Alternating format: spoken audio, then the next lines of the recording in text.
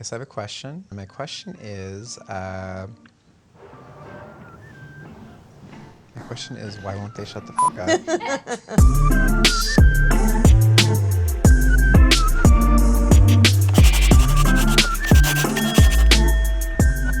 What's up, everyone? Welcome to another episode of Talking to Earthlings with Lunakye, where we explore the humanism within all of us.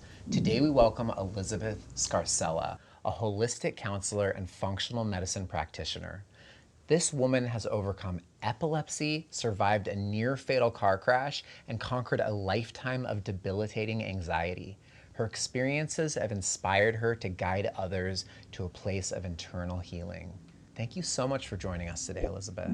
Thank you. This is quite an honor. I'm so excited. So, Elizabeth, the file descriptor on the website for your business called Feel Better Today Clinic reads, "You're always tired, feeling like you're dragging yourself around the office and can't wait for the weekend so you can rest, and it's only 9 a.m. on Monday. Sadly, isn't that just the American way? We push ourselves beyond our limits. We ignore our body signals until we have an emotional or physical breakdown. I know I'm guilty as charged." Totally. And this is how it is for everybody, isn't it? This is why I created this online program. It's all about helping people that have anxiety, that have depression, that just don't feel good. Maybe they're even overweight, they're not sleeping through the night, and they've gone to other doctors, and they've gone to therapists, and they've gone to life coaches, and they've had business coaches, and life just seems to be the same. No matter what tools they're using, it seems to be the same. And really what I found, the problem is that they're not getting down to the root cause of why they feel this bad. So they keep using all these Band-Aid solutions and not figuring out what is causing this, so that they aren't tired at 9 a.m. on a Monday, and they are looking forward to the weekend, but they look forward to their whole week as well. Very cool. Okay, so my next question is, what is the difference between functional medicine and traditional medicine? So traditional medicine is really based on dealing with symptoms. So you have high blood pressure and you go to the doctor and you get medication. No one is finding out why you have high blood pressure. You just have high blood pressure. They're told it's genetic or it's stress. But why is that? Where the purpose of functional medicine is to get to the bottom line of, why do you have high blood pressure? What's causing this? Okay, it's genetic, but what? So, okay, this is my favorite one. Oh, it's genetic. Oh, okay, so because my dad had high blood pressure, that's the reason? No, why did he have high blood pressure? Well, his dad had high blood pressure. Okay, so my grandpa had high blood pressure, so we're done looking. No, why do all these people in our family have high blood pressure? So functional medicine goes to the root of what is causing your high blood pressure. Why do you have this? And let's fix the root of it rather than just always using medication. Not that I'm against medication, because I have to be on some myself for high blood pressure.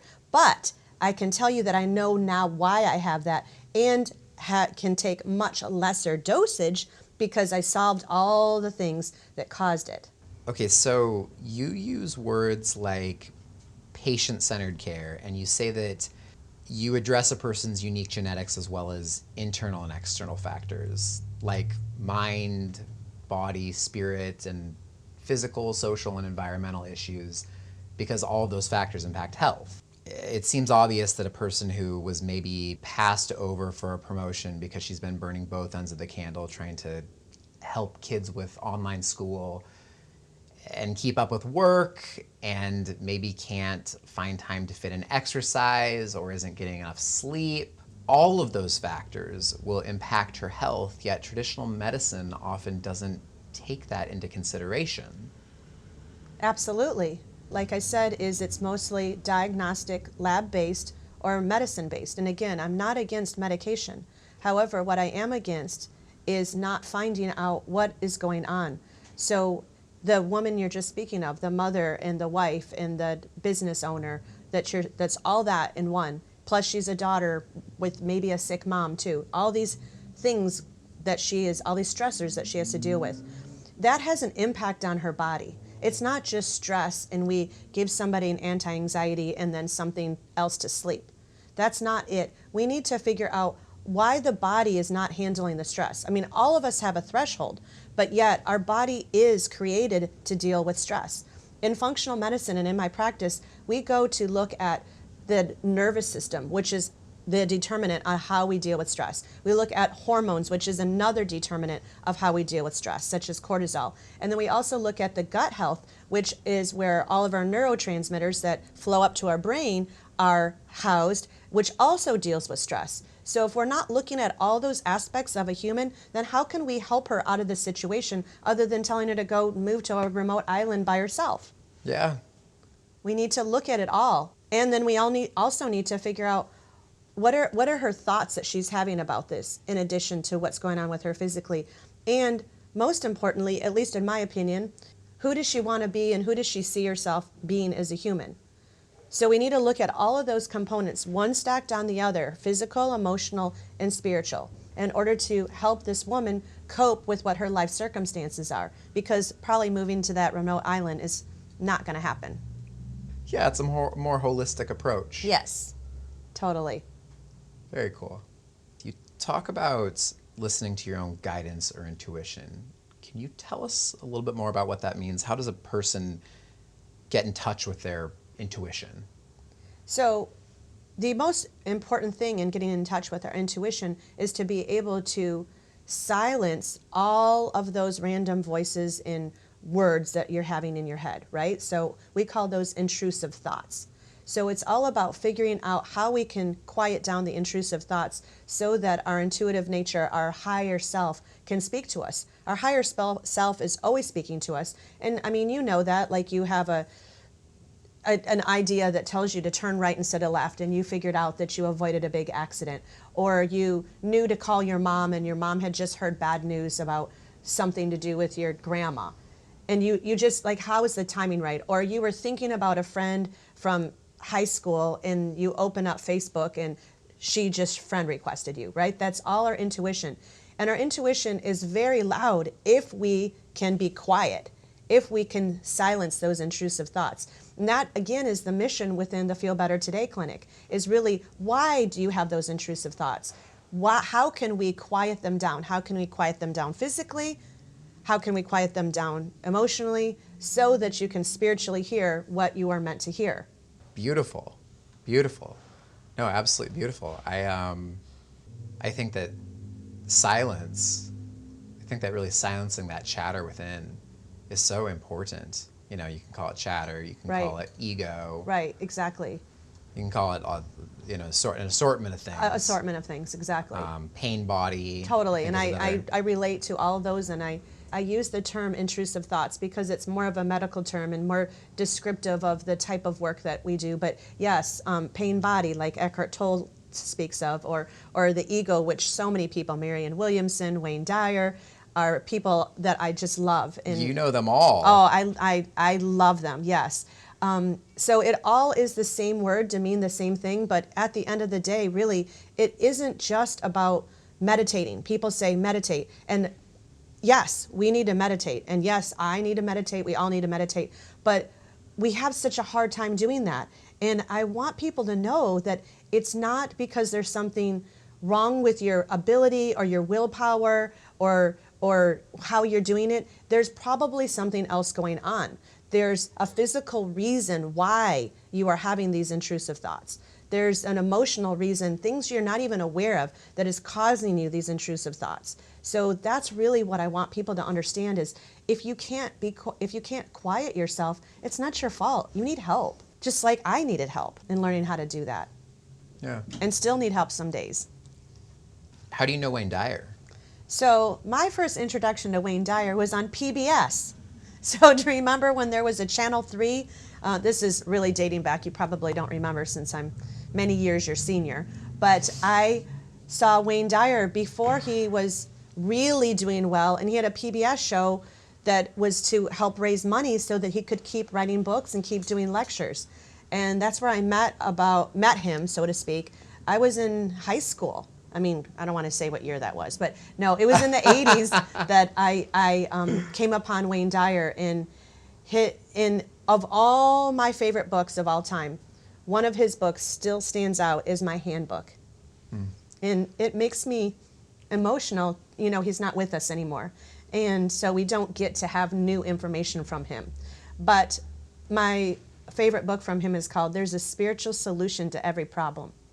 And it's really been a guiding light for me outside of learning things scholastically and in my practice. But that's what I've used as a handbook for my own life many, many a time. It's beautiful that it had such an amazing impact on you. I have my original copy. It is just tattered and torn and full of highlights and Post-it notes, and it's amazing. Funny story about Wayne Dyer, actually. My mom used to listen to him religiously. She used to, do his Om. I can remember being 12 and just hearing her from her room just doing the Om and wondering what the hell is she doing at age 12, Right. But so for her birthday one year, I actually wrote him a letter, and my aunt, her sister, helped with it. But he wrote back. Wow. He wrote a personal letter back, and actually included a couple of tickets to go see his show Oh and my meet him gosh. backstage. Wow. Which I just thought was so special. That is so special. That's amazing. Wayne Dyer will always have a place in my heart. Yes, completely. So unfortunately, my mom has several autoimmune diseases, one being rheumatoid arthritis. How would you help her? What I understand and what I've been taught about autoimmune disease is that it's an inflammatory issue. Most issues are. High blood pressure is an inflammatory issue. So again, I would look to see what is causing the inflammation in her body that is creating the autoimmune issue. Why is her body attacking itself? There's inflammation at the root of that. So I would be looking at what type of foods is she eating? What type of toxins does she have in her life? What kind of products is she putting on her skin and on her body and her hair? What kind of clothing is she wearing? What is happening in the home that she lives in? Is there any kind of mold or any other hidden toxins that could be going on?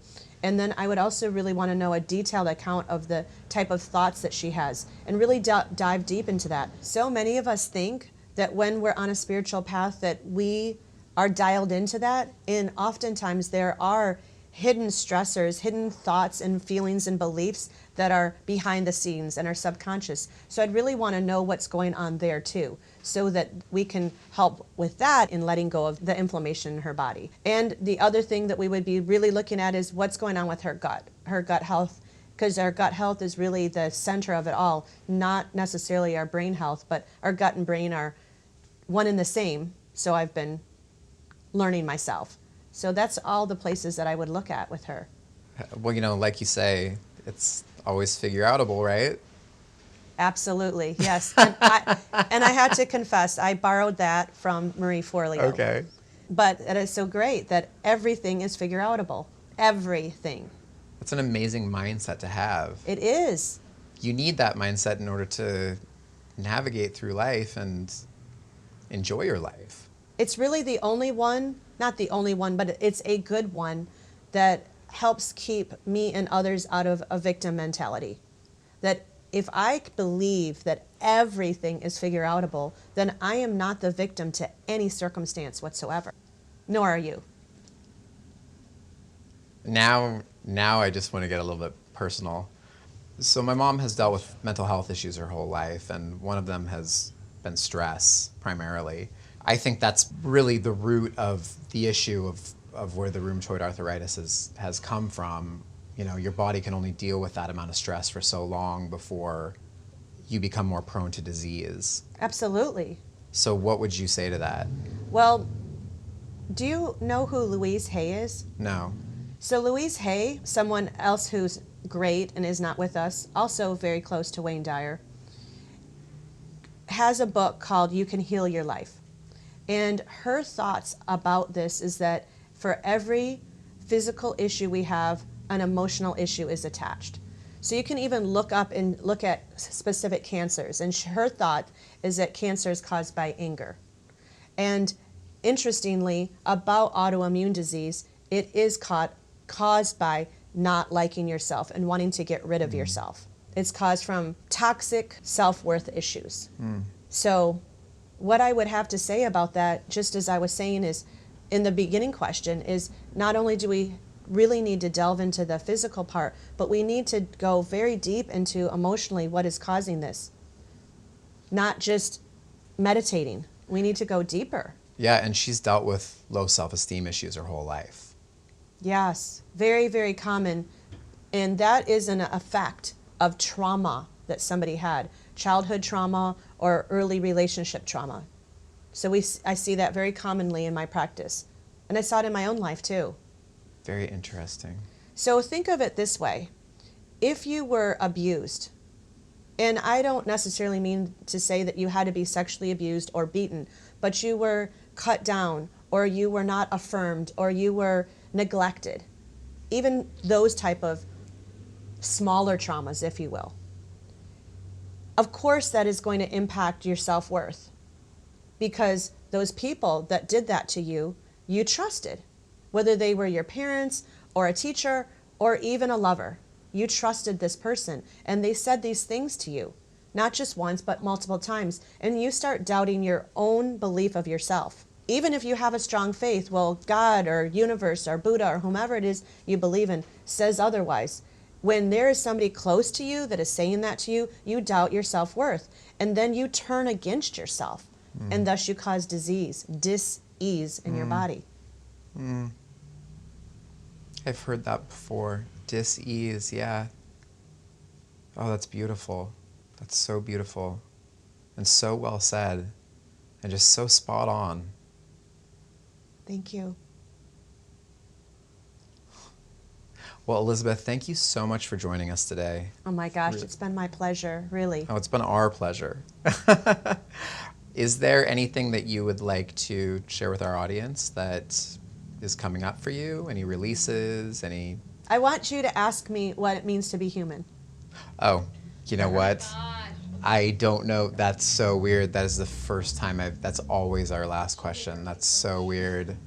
Whoa, boom. Don't know how that happened. What does it mean to be human? For me, what it means to be human is choose love over fear. We're always choosing one or the other. We're always coming from love or we're coming from fear. I look at it as a spectrum. So at the great end of the spectrum would be bliss, ecstasy, and I'm not talking about the drug. And the other end is hopelessness and helplessness, like really true hopelessness, like there is no way out, which remember, everything is figure outable, but not everyone knows that. So as a human, I feel that what it means to be human is to choose to go towards the ecstasy instead of going towards the fearful thoughts and beliefs. I love it. That really encapsulates what you're all about. It truly does. All right, well, Elizabeth, thank you so much for being on our series. We greatly appreciate it. My pleasure. My absolute pleasure. Is there anything that you would like to share specifically with our audience? Yes, you're not broken. You might feel like you're broken, but you don't have to keep living this life. You were and are meant for so much, so many things that you probably don't even know yet. But if you would be willing to just take one step each day towards healing, whatever that means for you, finding a functional medicine practitioner, finding a therapist you can count on, finding a spiritual mentor, or finding a group in an interest area for you, whether it's moms with children that have disabilities or entrepreneurial women with anxiety, whatever it might be. Just do that. You owe that to the world. You don't just owe it to yourself. You owe it to the world. We need you. You're here for a reason, and we need you. So please, do your part so that you can help others. The best thing you can do is to live your passion and show it to the world, I think. Yes, but what is in the way of living that passion? That's what I'm talking about. What can we help you do to heal yourself so you can live your passion and show it to the world? Beautiful. Well, once again, thank you so much for being on, Elizabeth. Thank you. Also, that's a big rock on your finger. Who got you that? Oh, an ex-fiance. Yeah, do you even know his name? Does he even matter? Well, I collect rings from the From men dead boyfriends? or husbands.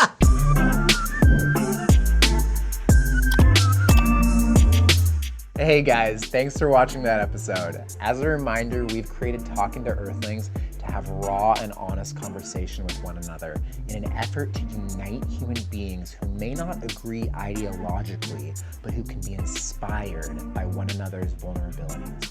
By watching our show, you are helping us accomplish our goal of changing the world, one conversation at a time. Make sure to follow us on socials to stay updated. Thanks.